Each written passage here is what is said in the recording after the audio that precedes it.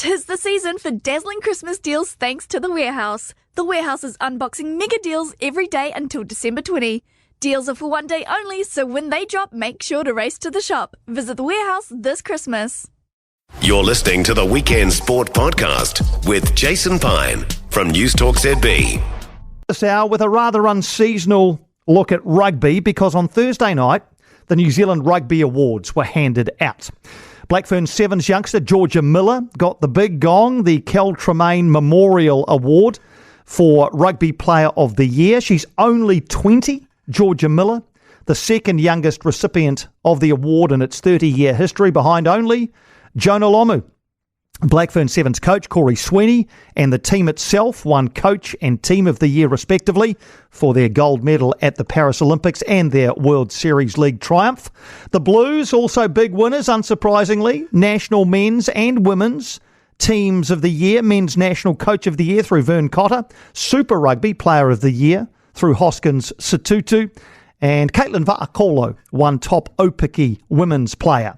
Tyrell Lomax was the Tom French Memorial Māori Player of the Year, and Wallace Sititi, All Blacks Player of the Year. Down the blind again, Wallace Sititi's popped up there, gets the pass away from Mark Talia down the right-hand side, and he goes! That's an incredible pass by Wallace Sititi there. He had two men on him, he took into the contact. What a debut season for Wallace Sititi, who joins us now. Wallace, All Blacks Player of the Year. Was that a sentence you possibly could have imagined hearing about 6 months ago? No, definitely not. I would have been happy with one game with the Chiefs, and so to be here is definitely unexpected, and just grateful that I was able to have the season that I had, and luckily it was put a few performances together, and just grateful to receive the award. Just, I think it's easy to forget that this was your first year also of Super Rugby, and you didn't get your first start until round 7. Once you got into the Chiefs team, did you feel comfortable at Super level pretty much straight away? Oh, I always knew that, I just needed to be ready for when the opportunity came, and then it was just about taking the opportunity and not letting anyone take it away from me. So I don't know if I was comfortable straight away, but definitely found my stride after a few weeks. Can I ask you about the performance in the semi-final win over the Hurricanes in Wellington? A standout performance from you that night. Was that a particularly memorable night for you? Yeah, for sure. We had played them twice before, and they got the better of us both times. So that was definitely a sort of sense of motivation for us to get one over the big team that sort of was leading the whole year. And to be able to win it, especially in the semi, was special. And if only we won the next week. well, maybe that'll come next year. So after Super Rugby finished, Wallace, did you think you were in the frame for All Black selection? Hi, Wallace. I know you're on the phone. I'm so sorry. But can I get a picture of you after? Yeah. With coaches and uncles? Yeah, for sure. Yeah. Sorry, what was that? Are you still getting asked for photos? I love that. I just wondered whether after Super Rugby you thought you were in the frame for All Black selection. Oh, I didn't think much of it, to be honest, especially after that finals performance. And so when I heard my name, it was a shock, and it was just a special moment for myself and my family. How were the emotions when you came into the All Blacks environment for the first time? I mean, I don't know, I'd be nervous. Were you nervous? Oh, extremely nervous. Definitely overwhelmed, and I was just happy to be in the environment, and the senior guys, they made me feel welcome, eased my nerves a little bit, and I was just controlled by the senior boys, really. Yeah, so who were the players who were most helpful to you and the other new players? Maybe specifically you. Who were the players who were most helpful to you as you were finding your feet in the All Blacks? Can't go past Adi Savea. Sort of, my mentor, and he took me under his wing, and it helped me play similar positions, and I think we can relate to each other really well. So I was able to connect really well with him.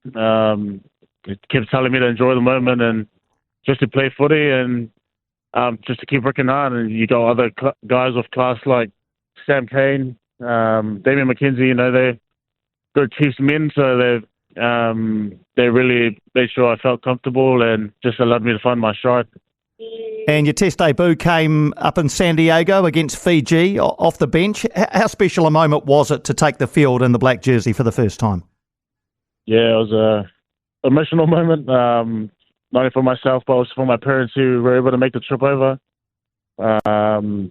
It's sort of, all the flashbacks of all the hard work and all the sort of roller coasters that came with the journey, just comes back to you. And to be able to make that debut and sort of tick that box was special. And it was just a special moment for me and my family. And then your first start against South Africa in Cape Town, and then from there on you were in the team, every week, basically. How did you manage the physical and mental workload of that? I think it was 8 tests. The last 8 tests of the year, you played them all, started them all. How did you manage the physical and mental workload that came with that? Yeah, I think firstly, just like Super, it was just about waiting for your opportunity, and then when it comes, you take it with both hands and not let anyone take it. And fortunate enough, had my opportunity against South Africans, and it was just first of all, it was a dream to be able to play against them. Dream to come up against some world-class players, and like I said, you got to go back to your training, credit to the environment. When you got class guys around you, you sort of just want to do your best for them, and they made sure I was prepared throughout the week and just continue to do so throughout the year. And we saw you mainly play at number 8 for the Chiefs. Most of your games for the All Blacks were in the 6 jersey. Was that a big adjustment to make, Wallace? Just the obvious adjustments in terms of the line-out and the scrum. But other than that, it was about keeping the game simple. I'm not too fussed. I'll back the coaches and where they put me, and I'll just try my best to do the position justice. So, yeah. Do you feel as though in the loose forwards, actually, it doesn't matter too much whether it's a 6, a 7 or an 8 on your back? Depends on the system, I think, sort of how we want to play. They don't find too much difference. Obviously, just a liner and the scrum, but yeah, it was just about running hard and tackle hard. Why not? And at the back end of the year, you were also named World Rugby's Breakthrough Player of the Year. How special an honour was that for you? Oh, man, it was special. Just going to the awards was crazy. It was a crazy experience for me, and being around some of the best players in the world at the time, and to be able to receive it on behalf of my family, my teammates, it was special. Yeah, what a year, eh? So has this all happened? This is probably a silly question. Has this all happened a bit quicker than you thought it might, all of this? Oh, definitely. I think sort of took everyone by surprise, and just like myself, I'm a bit shocked, and I still got to push myself now. So, I'm just extremely grateful for the year I've had. Yeah. Your family pretty proud of you? Oh, I hope so. I bet. And so, how are you going to spend the summer once you've got through talking to me, which you've done in your holiday? How are you going to spend your summer? How are you going to spend your summer break? Hopefully, the weather holds up and we're able to hold a few barbecues. Hopefully, we're able to make a trip away and just spend it with some family. Fantastic. Well, congratulations on an absolutely standout year. Recognised as All Blacks Player of the Year, Wallace. Much more to come, I'm sure. Enjoy your break, mate. Look forward to seeing what 2025 holds for you.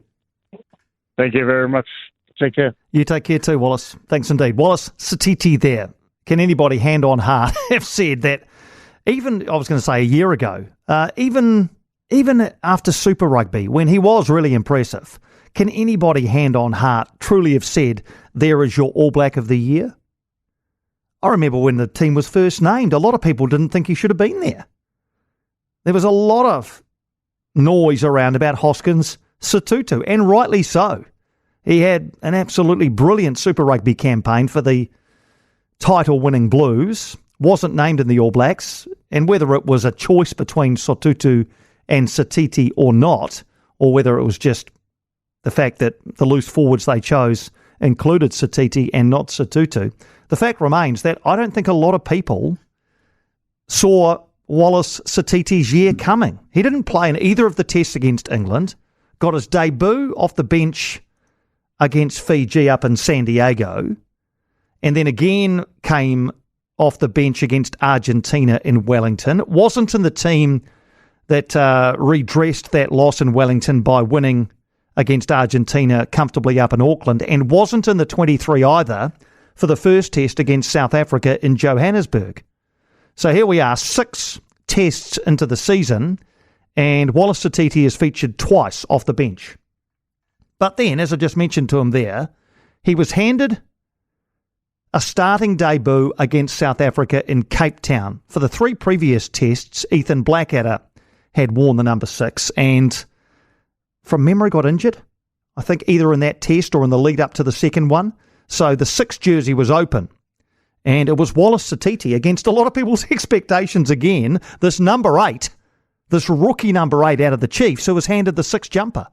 But from the moment he played against South Africa in Cape Town, right through the 2 Bledisloe Cup tests and then on the end of year tour, it just became increasingly obvious what a special talent he is. I remember watching him in Wellington against Australia. I was sidelined for that game for our News Talk ZB commentary, and just marvelling at his athleticism and just his all-round game, both sides of the ball, his relentless work rate, his hands, just his handling. And I mentioned that Super Rugby semi-final as well because I was also involved in the commentary of that game. Chiefs Hurricanes in Wellington, Super Rugby semi-final this year. And it was one of the great individual performances. In fact, it wouldn't be a surprise if that performance alone was what tipped the scales in Wallace Sititi's favour in terms of the All Black selection. And then, obviously, he played every test match from Cape Town through Sydney, Wellington, Yokohama, London, Dublin, Paris and Turin. Most of them in the 6 jumper. I think he started against Japan in the number 8 jersey and against France at number 8. Although that's when, I think, didn't Finau get injured early in that game? They had to shuffle it around. Larkai came on. Anyway, what a player. So can you remember, I'm just trying to remember, and you can just text this through if you like or call it in. Can you remember a greater first year impact from an All Black? A player who, in his first year in the black jersey, has made as big an impact as Wallace Sititi. For more from Weekend Sport with Jason Pine, listen live to News Talk ZB weekends from midday or follow the podcast on iHeartRadio. Thinking of selling your home? Balfour & Thompson has the largest network of buyers in Auckland. More eyes means more competition. That's the difference between a good sale and a great one. Book an appraisal at your local Balfour & Thompson branch today. Licensed under the Real Estate Agents Act 2008.